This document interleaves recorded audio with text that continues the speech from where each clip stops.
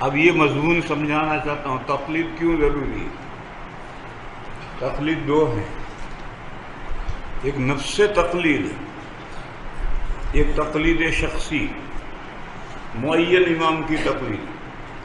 نفس تقلید بھی واجب ہے اور تقلید شخصی بھی واجب ہے، لیکن قاعدہ سنو، جو چیز فرض اور واجب لے ذات ہی ہو اس کی دلیل پوچھنے کا آپ کو حق ہے۔ شراب حرام ہے لے ذات ہی، دلیل پوچھو، ہم قرآن و حدیث سے دلیل دیں گے۔ جمعہ فرض ہے، دلیل پوچھو، ہم قرآن و حدیث سے جواب دیں گے۔ لیکن جو چیز واجب لے غیر ہی ہو اس کی دلیل پوچھنے کا حق نہیں۔ وہ غیر جس کی وجہ سے کوئی حکم واجب ہوا ہے یا ممنوع ہوا ہے، اس غیر میں غور کرو۔ اگر تمہاری سمجھ میں آئے کہ اس غیر میں اتنی صلاحیت ہے کہ اس سے کوئی چیز واجب یا ممنوع ہو سکتی ہے تو مان لو، اور اگر تمہاری سمجھ میں نہ آئے تو راستہ ناپو، جاؤ میرے پاس سے، اس کی دلیل کوئی نہیں مانگنے کا حق تمہیں۔ لہذا نفس تقلید واجب ہے، یہ بھی واجب لے ذات ہی نہیں، واجب لے غیر ہی ہے۔ جب واجب لے غیر ہی ہے تو اس کی دلیل پوچھنے کا حق نہیں آتا۔ واجب لے غیر ہی ہے، اس کی دلیل کیا؟ اس کی دلیل یہ ہے کہ اگر تقلید نفس تقلید واجب ہوتی ہے تو مجتہدین پر بھی واجب ہوتی ہے۔ ذرا حال ہے کہ مجتہدین کے لیے تقلید نہ جائز ہے، صرف 4 مجتہدین نے، مجتہدین تو 300 گزرے ہیں، ان کے لیے تقلید ناجائز ہے۔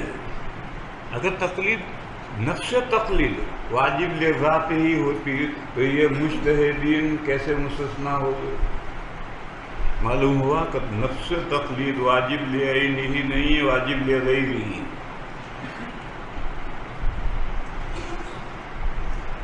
وہ غیر کیا ہے؟ وہ غیر یہ ہے کہ ہر مسلمان دین کا ہر مسئلہ جانتا ہو، یہ بات ناممکن ہے۔ ہر مسلمان دین کا ہر مسئلہ جانتا ہو، یہ ناممکن ہے۔ اور پورے دین پر ہر مسلمان کو عمل کرنا ضروری ہے۔ ہر مسلمان کے لیے ضروری ہے کہ پورے دین پر عمل کرے، اور پورا دین ہر مسلمان جانتا ہو، یہ ناممکن ہے۔ پھر مسئلے کا حل کیا ہے؟ پھر مسئلے کا حل ہے فَاسْأَلُوا أَهْلَ الذِّكْرِ إِن كُنتُمْ لَا تَعْلَمُونَ۔ جو مسئلہ تم نہیں جانتے وہ جاننے والوں سے پوچھ کر عمل کرو، یہی راستہ ہے، اس کے علاوہ کیا راستہ ہے؟ فَاسْأَلُوا أَهْلَ الذِّكْرِ إِن كُنتُمْ لَا تَعْلَمُونَ۔ تم دین کی کوئی بات نہیں جانتے تو جو دین کی بات جانتے ہیں ان سے پوچھ کر کے عمل کرو، اس کے علاوہ اور راستہ کیا ہے؟ یہ جو دین جاننے والوں سے پوچھنا اور وہ جو مسئلہ بتائیں اس پر عمل کرنا، اسی کا نام نفس تقلید ہے۔ اور اگر وہ بندہ دین کا مسئلہ جانتا، کسی سے پوچھنے کی ضرورت نہیں، لیکن ایک بندہ نہیں جانتا تو قرآن کی آیت کہتی ہے فَاسْأَلُوا أَهْلَ الذِّكْرِ إِن كُنتُمْ لَا تَعْلَمُونَ۔ یہ وہ غیر ہے کہ ہر مسلمان دین کا ہر مسئلہ جانتا ہو، یہ ناممکن ہے، اور ہر مسلمان پر سارے دین پر عمل کرنا ضروری ہے۔ بس راستہ یہ ہے کہ نہ جاننے والے جاننے والوں سے پوچھیں اور عمل کریں، اسی کا نام نفس تقلید ہے۔ کوئی یہ کہے کہ حنفی ہے تو حنفی مفتی ہی سے پوچھنا کیوں ضروری ہے؟ وہ دوسرا مسئلہ ہے، آگے آئے گا۔ ابھی تو نفس تقلید کا وجوب ہے، نفس تقلید کا وجوب اس غیر کی وجہ سے۔ اس میں غور کرو، اگر اس غیر میں تمہارے سمجھ میں بات آتی ہے کہ وجوب کی صلاحیت ہے، جو دین نہیں جانتا وہ کسی سے پوچھے بغیر کیسے عمل کرے؟ اور دین پر مکمل عمل کرنا ضروری ہے. یا ایھا الذین آمنوا ادخلوا فی السلم کافۃ، کمپلیٹلی اسلام میں آؤ. پھر آگے چلو، تقلید شخصی معین امام کی. یہاں پہلی تو یہ غلط فہمی دور کرو کہ معین امام سے لوگ غلط سمجھتے ہیں. حقیقی شخص سمجھتے ہیں، ریئل پرسن، حقیقی آدمی سمجھتے ہیں. معین امام، لفظ امام سے لوگ یہ سمجھتے ہیں کہ ابو حنیفہ کی ذات، شافعی، مالک، ابو مالک، احمد. ایسا نہیں، بلکہ شخص سے مراد ہے قانونی آدمی، لیگل پرسن، قانونی آدمی. قانونی آدمی کے لیے دوسرا لفظ استعمال کرو، مکتب فکر، اسکول آف تھاٹ. قرآن و حدیث کے سمجھنے کے انداز، مکاتب فکر کا یہ مطلب ہے. پھر رمزی نام رکھا، فقہ حنفی، فقہ شافعی، فقہ مالکی. یہ رمزی اشارہ کرنے کے لیے نام رکھا ہے، ورنہ فقہ حنفی میں سارے اقوال امام اعظم کے نہیں ہیں. اور امام اعظم کے کیسے ہوں گے جب سارے قیامت تک کے احکام حدیثوں میں نہیں ہیں؟ تو امام اعظم کہاں سے قیامت تک کے مسائل بیان کریں؟ تو فقہ حنفی میں سارے اقوال امام ابو حنیفہ کے نہیں ہیں. پھر جن مسائل میں امام اعظم کے اقوال ہیں ان میں بھی بہت سے مسئلے ایسے ہیں کہ امام اعظم کے قول پر فتویٰ نہیں، صاحبین کے قول پر فتویٰ. پھر فقہ حنفی کا کیا مطلب؟ فقہ حنفی کا مطلب ہے قرآن و حدیث میں سے مسائل کے استخراج کے لیے، قرآن و حدیث سے دین کو سمجھنے کے لیے کچھ اصول ہیں جس کو اصول فقہ کہتے ہیں. اس اصول فقہ کے اصولوں کو سامنے رکھ کر اس کے مطابق قرآن و حدیث میں سے جو مسائل نکالے جائیں گے وہ فقہ حنفی ہیں. اسی طرح سے امام شافعی علیہ الرحمہ کا جو مکتب فکر ہے، ان کے بھی اصول فقہ الگ ہے. ان فقہ کے اصولوں کو سامنے رکھ کر قرآن و حدیث میں سے جو مسئلے نکالیں گے وہ فقہ شافعی. فقہ شافعی میں تمام اقوال حضرت امام شافعی علیہ الرحمہ کے نہیں ہیں، ان کے شاگردوں کے شاگردوں کے شاگردوں کے. بلکہ آج جو شافعی مفتی ہیں نئے مسائل میں، ان کے فتوے یہ بھی فقہ شافعی میں شامل ہوتے ہیں. پھر فقہ شافعی کیوں کہتے ہیں؟ یہ رمزی نام ہے. فقہ حنفی کیوں کہتے ہیں؟ یہ رمزی نام ہے. یہ قانونی نام ہے، شخصی نام نہیں ہے. لہذا اب 4 مکاتب فکر ہیں، حنفی، شافعی، مالکی، حنبلی. ان مکاتب فکر میں کے دائرے میں رہنا، اس سے نہ نکلنا، جس کا نام تقلید شخصی. یہ میں نے سوال کا جواب دیا. غیر مقلد کہتے ہیں تم نے 4 بت کیوں بنائے ہیں؟ کیا ہر مسئلے میں ابو حنیفہ کی رائے صحیح ہے؟ کیا ہر مسئلے میں امام شافعی کی رائے صحیح ہے؟ یہ 4 بت کیوں بنائے ہیں؟ اس کا میں جواب دے رہا ہوں کہ یہ تو جو فقہ حنفی، شافعی، مالکی کہتے ہیں رمزی نام. در حقیقت تو یہ 4 مکاتب فکر ہیں اور چاروں کی اصول فقہ الگ الگ ہیں. ان اصولوں کو سامنے رکھ کر قرآن و حدیث میں سے مسائل کا استخراج، استنباط کیا جاتا ہے. اور آج تک ہو رہا ہے اور قیامت تک ہوتا رہے گا انہی اصول کے دائرے میں رہ کر. بس ہم نے خاص مکتب فکر کا پیروی، اس کو تقلید شخصی کہتے ہیں، حقیقی آدمی مراد نہیں۔ خیر، تقلید شخصی یعنی معین مکتب فکر کی تقلید واجب ہے۔ کیوں؟ دین کا کیا مقصد ہے؟ دین پر عمل کرنا۔ اللہ نے جو دین بھیجا ہے اس دین پر عمل کرنا، یہ دین بھیجنے کا مقصود ہے۔ اس کا نام ہے تدین۔ اگر آپ لوگوں کو معین مکتب فکر کے پیروی کرنے کا پابند نہیں کریں گے تو تدین باقی نہیں رہے گا، تشیع شروع ہو جائے گی۔ ایک مسئلہ یہاں ملا یہاں سے لے لے گا، دوسرا وہاں جائز وہ لے لے گا، تیسرا یہاں جائز تو یہاں سے لے لے گا۔ ہارون رشید کے زمانے میں ایک آدمی ایک کتاب لکھ کر لایا۔ اس زمانے میں بادشاہوں کی خدمت میں کتابیں پیش کرتے تھے، بادشاہ انعام دیتے تھے۔ ہارون رشید نے پوچھا کیا کتاب ہے، کس موضوع پر ہے، کیا لکھ کے لایا ہے؟ اس نے کہا میں نے بڑا کمال کیا ہے، کسی چیز کو ناجائز نہیں رہنے دیا، ہر چیز کو میں نے جائز ثابت کیا ہے کسی نہ کسی مجتہد کے قول سے۔ جب 300 مجتہد ہیں تو کسی نہ کسی کا قول مل جائے گا۔ میں نے ہر چیز کو جائز ثابت کیا ہے کسی نہ کسی مجتہد کے قول سے۔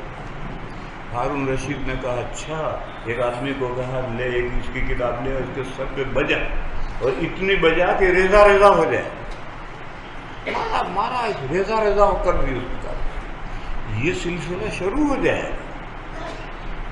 تم دیکھتے ہو حنفی ہیں، بے وقوفی سے ایک ساتھ 3 پیر کر دیے، دڑ دڑ دڑ۔ اب بیوی ہاتھ سے گئی تو اب غیر مقلدوں کے پاس پہنچتا ہے کہ ایک ساتھ بھی ہوئی 3 طلاقیں ایک ہوتی، اور پھر بیوی کو رکھ لیتا ہے۔ یہ تدین کہاں ہوا، یہ تو تشیع ہوئی۔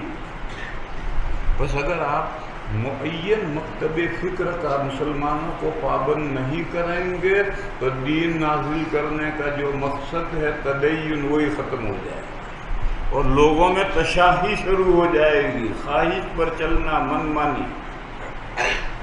اس غیر کی وجہ سے تقلید شخصی واجب ہے۔ اس میں غور کرو، اگر سمجھ میں آتا ہے تمہارے واقعی اس غیر میں وجود کی صلاحیت ہے مان لو، نہیں سمجھ میں آتا تو گو آن، آگے بڑھو، راستہ ناپو، تیرے ساتھ بات کرنا فضول ہے۔ جس کے دماغ میں بھیجا ہو اس کے ساتھ تو بات کرنے کا فائدہ ہے، لیکن مخ معافی، دماغ میں بھیجا ہی نہیں ہے تو اسے کیا بات کریں؟ معاف کرواؤ، آگے بڑھو۔ تو میں سمجھا یہ رہا ہوں کہ نفس تقلید بھی واجب ہے اور تقلید شخصی بھی واجب ہے، اور یہ دونوں واجب لغیر ہی ہیں، بس ان کی دلیل پوچھنے کا حق نہیں ہے۔ جس غیر کی وجہ سے وجوب آیا ہے اس غیر میں غور کرنا، بس یہ بہت اہم نقطہ ہے۔ کتابیں بازار میں مارکیٹ بھرا پڑا ہے، تقلید کیوں ضروری ہے، وہ بیکار کتاب ہے سب۔ اتنا چھوٹا سا نقطہ، اس نقطے کو مضبوط پکڑو۔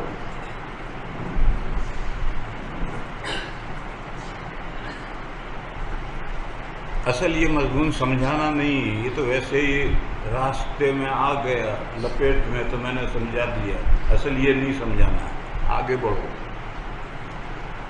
غیر مقلدین یہ کہتے ہیں کہ قرآن و حدیث موجود ہے، ان کی تقلید کرو۔ اسی سارے اماموں کو تم نے پکڑا ہے، کیوں ان کی تقلید کرتے ہو؟ پھر اگر تمہیں قرآن و حدیث کو چھوڑ کر کسی کی تقلید کرنی تو صحابہ کی کرو۔ یہ 4 امام تو بہت بعد میں پیدا ہوا ہے، ان کو کیوں پکڑا ہے؟ اس مسئلے کو میں سمجھانا چاہتا ہوں۔ غیر مقلدین کو سمجھانا تو بہت مشکل ہے۔ جو عقل کے پیچھے لٹ لے کر دوڑے اس کو کیسے سمجھا دے؟ یہ ان کو سمجھانا تو مشکل ہے، تم سنجیدگی سے غور کرو تو سمجھ جاؤ۔ سمجھو کہ 80% مسائل میں کسی کی کوئی تقلید نہیں ہے، قرآن و حدیث کی پیروی، اور صرف 20% مسائل ہیں جن میں تقلید ضروری ہے، اور تقلید کے بغیر چارہ ہی نہیں، اور وہ 20% مسائل 3 قسم کے مسائل ہیں، بس صرف ان میں تقلید ہے، اور تقلید کے علاوہ کوئی چارہ ہی نہیں ہے۔ باقی جو 80% فقہ ہے اس میں کسی کی تقلید نہیں ہے، قرآن و حدیث کی تقلید ہے۔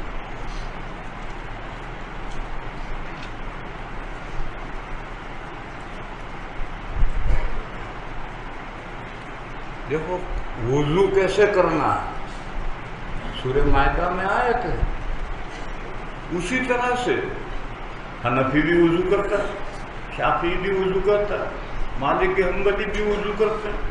تو حنفیوں کی وضو الگ ہو، شافعیوں کی وضو الگ ہو، مالکیوں کی وضو الگ ہو، ایسا نہیں ہے۔ قرآن کریم میں جو وضو کا طریقہ ہے اسی کے مطابق کرتے ہیں لوگ۔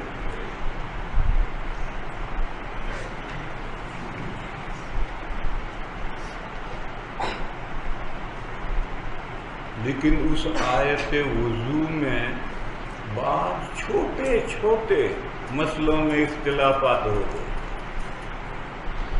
جو آیت میں نہیں۔ سب سے پہلا مسئلہ تو یہ ہوا کہ وضو غسل کے لیے نیت ضروری ہے یا نہیں۔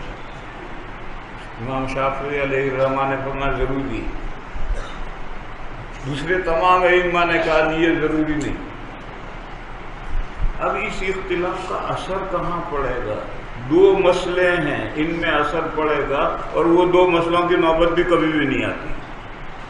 ایک آدمی ہل چلا رہا تھا، بارش شروع ہوئی، خوب برسی، سر سے پیر تک بھیگ گیا، اب ظہر کا وقت ہو، اب اس نے ہل روکا تو ظہر پڑھنے کے لیے وضو کرنا ہے یا بارش میں بھیگا اس سے وضو ہو گیا؟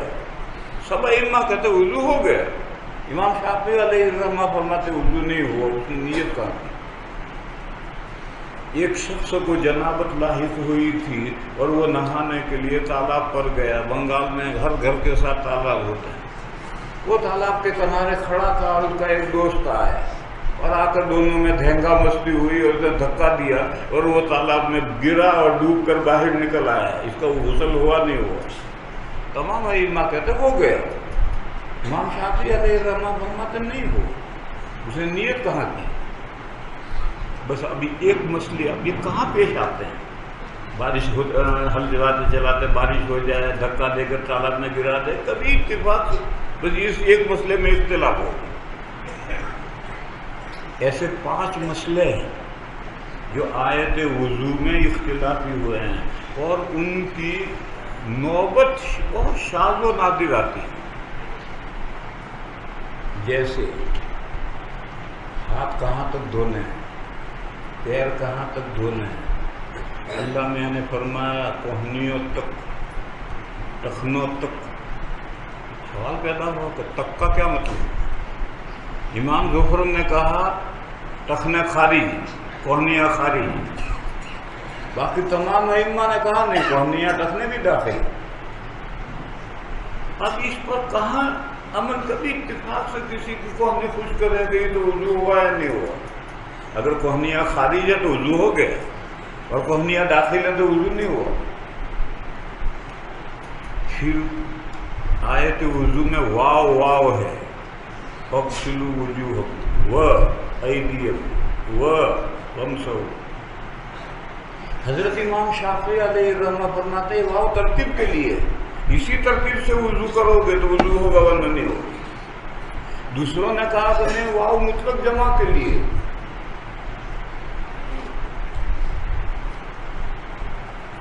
مگر آپ غور کیجئے دنیا میں کتنے لوگ ہیں جو بے ترتیب وضو کرتے ہیں؟ کوئی بھی نہیں کرتا۔ جس آیت میں جس طرح سے وضو آیا ہے دنیا کے سارے مسلمان اسی طرح وضو کرتے ہیں۔ لیکن فرض کرو اگر کوئی بے ترتیب وضو کرے تو وضو ہو گیا نہیں ہوگا؟ امام شافعی علیہ الرحمہ فرماتے نہیں ہوگا۔ واو ہے اور واو ترتیب کے لیے ہے. دوسرے فقہا کہتے ہیں وضو ہو جائے گا، واو ہے اور واو مطلق جمع کے لیے. قرآن نے کہا وَامْسَحُوا بِرُؤُوسِكُمْ. کتنے سر کا مسح فرض ہے؟ امام مالک علیہ الرحمہ نے کہا سارے سر کا، ایک بال بھی نہیں رہنا چاہیے باقی، ورنہ وضو نہیں ہو. اور آیت کا تو با ہے، بابرکتیہ ہے. دوسرے تمام فقہا نے کہا کہ نہیں، یہ بات تمییز کی، لیکن سارے سر کا مسح فرض نہیں ہے، بعض سر کا مسح فرض ہے. پھر بعض کتنا، پھر اس میں اختلاف ہوا. اب یہ آیت میں تو لکھا ہوا نہیں ہے کہ با تمییزیہ ہے یا زائدہ ہے.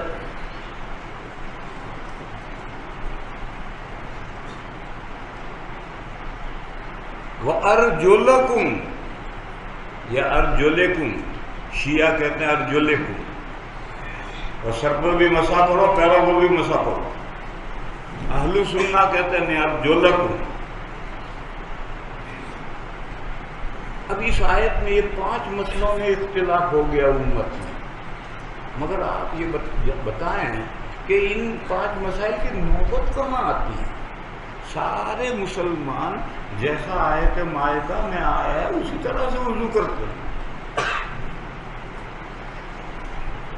تو 80% مسائل وہ جو قرآن و حدیث میں آئے ہیں اسی پر مسلمان عمل کرتے ہیں، کسی کی کوئی تکلیف نہیں.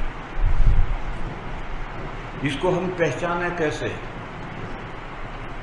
ہدایہ کھولو، اگر وہ مسئلہ لکھ کر کہے صاحب ہدایہ کہے لقوله تعالی، تو سمجھ لو کہ یہ مسئلہ قرآن سے ہے، اس میں کسی کی تکلیف نہیں ہے، لقوله تعالی. اور اگر مسئلہ لکھ کر وہ لکھے لقول رسول اللہ، تو سمجھ لو کہ یہ حدیث سے مسئلہ ہے، اس کا کسی امام سے تعلق نہیں. اور اگر وہ لکھے قال ابو حنیفہ کذا قال شافعی کذا، اب یہ وہ 10-20% میں چلا گیا. قرآن و حدیث میں مسئلہ نہیں ہے، وہ 20% میں چلا گیا. یہ پہچاننے کا طریقہ ہے. اسی لیے ایک غلط فہمی غیر مقلدین چلاتے ہیں. وہ کہتے ہیں کہ تقلید نام ہے دلیل جانے بغیر امام کے قول پر عمل کرنا. یہ غلط ہے، تقلید کی تعریف یہ غلط ہے. چاروں فقہوں کی کتابیں دلائل سے بھری پڑی ہیں. دلیل جانے بغیر اگر یہ شرط ہوتی تو یہ سب کتابیں فقہ کی کتابوں میں دلیلیں کیوں ہیں؟ اصل کیا تھا؟ اصل یہ تھا کہ تقلید کے لیے دلیل جاننا ضروری نہیں، لیکن اگر کوئی دلیل جان دے تو آسمان نہیں ٹوٹ پڑے گا. اسی طرح کی یہ غیر مقلدین یہ غلط فہمی پیدا کرتے ہیں کہ تقلید کے معنی ہے اپنے گردن میں پٹا ڈالو اور رسی دوسرے کو دو، لے جا مجھے جہاں تجھے لے جانا ہے، چاہے جہنم کے کھڈے میں لے جا. یہ بھی تقلید کے معنی ہے ہی نہیں، یہ تو تقلد کے معنی ہے، باب تفاعل کے معنی ہے، اور تقلید تو باب تفعیل ہے.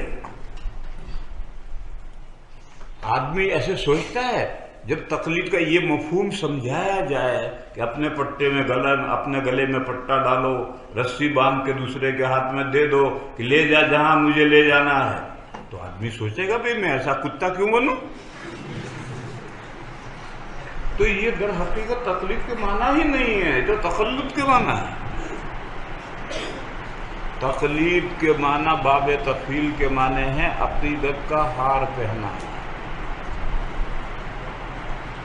قلادہ سے ہے عقیدت کا ہار پہنانا. اور میں اس کی ایک مثال دیا کرتا ہوں، کتابوں میں بھی لکھی ہے میں نے، کہ 4 پارٹیوں کے 4 لیڈر ایک ہی پلین سے آ رہے ہیں، تو چاروں پارٹیوں کے ورکر مالائیں لے کر پھول ہار لے کر ایئرپورٹ پر پہنچ جائیں. پلین لینڈ ہوا, کانگریس کا لیڈر آ رہا ہے, نظر پڑا تو جو کانگریس کے ورکر ہیں وہ اچھلیں گے کودیں گے, زندہ باد مرد آباد, مرحبا مر بے حیا.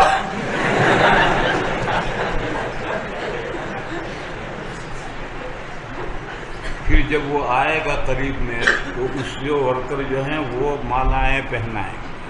یہ ہے تقلید. اور باقی 3 پارٹیوں کے ورکر چپ چاپ کھڑے ہیں, انہوں نے ہار پہنا ہے, مالائیں پہنا ہے, یہ تقلید. اب وہ لیڈر چلے گا تو وہ ورکر اس کے پیچھے پیچھے چلیں گے, یہ اتباع ہے. آپ نے جس کو عقیدت کا ہار پہنایا ہے اس کے پیچھے چلو. وہ جو کہے دین, جس دین کی باتیں جس طرح وہ سمجھائے اس پر عمل کرو. پھر دوسرا تیسرا چوتھا جب لیڈر آئیں گے تو اس کے ورکر بھی یہی عمل کریں. لہذا تقلید کا مفہوم سمجھو, عقیدت کا ہار پہنانا. اب کون کس امام کو عقیدت کا ہار پہنا ہے, اس کے مختلف دواعی ہوتے ہیں, اسباب ہوتے ہیں. پورا ملک حنفی ہے تو ایک آدمی شافعی کیسے بن جائے گا, امام شافعی کو کیسے ہار پہنائے گا. ماں باپ شافعی ہیں تو بیٹا امام ابو حنیفہ کو ہار کیسے پہنائے گا. استاد مالکی ہے تو شاگرد امام ابو حنیفہ کو ہار کیسے پہنائے گا. کچھ اسباب بنتے ہیں جس کی وجہ سے خاص امام سے عقیدت ہو جاتی ہے, اس کو عقیدت کا ہار پہناتا ہے. پھر وہ جو مسائل دین کو قرآن و حدیث میں سے جو مسائل نکال کر کے جس طرح سمجھاتا ہے اس پر عمل کرتا ہے. تو تقلید کا یہ مفہوم ہے, اس کو ذہن میں واضح رکھو. یہ غیر مقلدین عام بندوں کو دھوکہ دیتے ہیں کہ تقلید کا یہ مفہوم ہے. وہ تقلید کا مفہوم نہیں ہے, وہ تقلد ہے. اور وہ دھوکہ دیتے ہیں کہ تقلید دلیل جانے بغیر عمل کرنے کا نام ہے. نہیں, یہ ساری کتابوں میں دلائل کیوں ہیں؟ تقلید کے لیے دلیل جاننا ضروری نہیں, کیونکہ اگر اس بندے میں دلیل جاننے کی صلاحیت ہوتی تو فاسألوا اہل الذکر کے قاعدے کو پوچھتا کیوں؟ دلیل جانتا ہے, وہ خود ہی مسئلہ جانتا ہے. اور جو نہیں جانتا وہی تو پوچھے گا, اور جو نہیں جانتا اس کو کیسے جنواؤ گے؟ بہرحال میں سمجھا رہا تھا کہ کوئی بھی فقہ کی کتاب اٹھاؤ, اگر مسئلہ بیان کرنے کے بعد میں شارح لکھتا ہے لقولہ تعالی تو سمجھ لو یہ قرآن کا مسئلہ ہے. اگر وہ لکھے لحدیث رسول اللہ تو سمجھ لو کہ یہ مسئلہ حدیث کا ہے. ایسے 80% فقہ کا 80% قرآن و حدیث سے ماخوذ ہے, اس میں کسی کی تقلید نہیں. 20% مسائل میں تقلید کی جاتی ہے, اور وہ 3 قسم کے مسائل ہیں. یہ اصل سمجھنے کی بات ہے. صرف 3 قسم کے مسائل ہیں جن میں تقلید کی جاتی ہے, اور اس میں تقلید کے علاوہ اور کوئی چارہ ہی نہیں. نمبر 1, نصوص میں تعارض ہے. قرآن میں تو ایسی کوئی آیت نہیں ہے کہ 2 آیتوں میں تعارض ہو, ایسی کوئی مثال نہیں ہے. قرآن و حدیث میں تعارض ہو جائے یہ ایسی بھی کوئی مثال نہیں ہے. اگر حدیث صحیح ہے تو قرآن کے ساتھ تعارض نہیں ہو سکتا. اگر کہیں تعارض ہے تو حدیث بوگس ہے. البتہ احادیث شریفہ میں ایسا ہوتا ہے کہ احادیث میں تعارض ہوتا ہے اور دونوں حدیثیں صحیح ہوتی ہیں. اور اس کی وجہ کیا ہے؟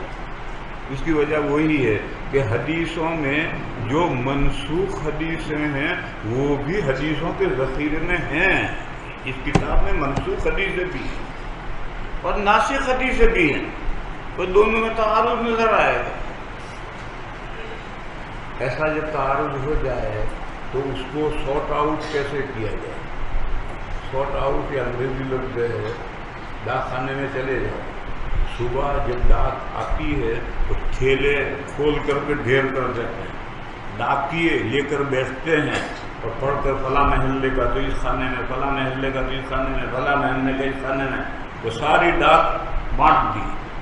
अब महलों के एतबार से जमा करके तकसीम करने चलते हैं, इसको शॉर्ट आउट कहते हैं। बस हदीसों में अगर ऐसा तारुज हो तो उसको शॉर्ट आउट करो। तमाम मुज्तहिदीन मुत्तफिक हैं कि ये पहले की हदीस है, ये बात की, झगड़ा खत्म।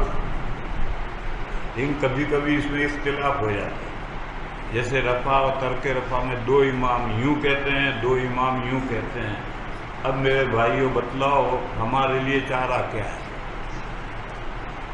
अगर हमारे पास इतनी सलाहियत होती, काबिलियत होती कि हम खुद फैसला करते कि पहली हदीसें ये हैं, बाद की हदीसें ये हैं, तो हमें तकलीफ की ज़रूरत ही नहीं थी। हमारे अंदर इतनी सलाहियत नहीं है और रिवायतों में तारुज़, दोनों रिवायतें सही। बस ऐसी सूरत में तकलीफ के अलावा बताओ क्या चारा है?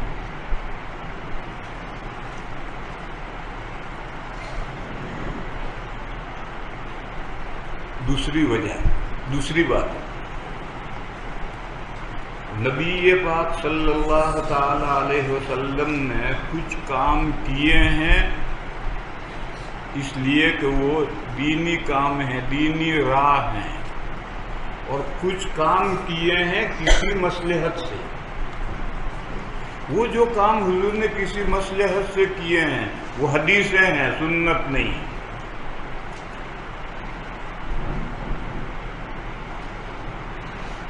मैं दूसरी तरफ चला गया, मेरा जहन खता कर गया।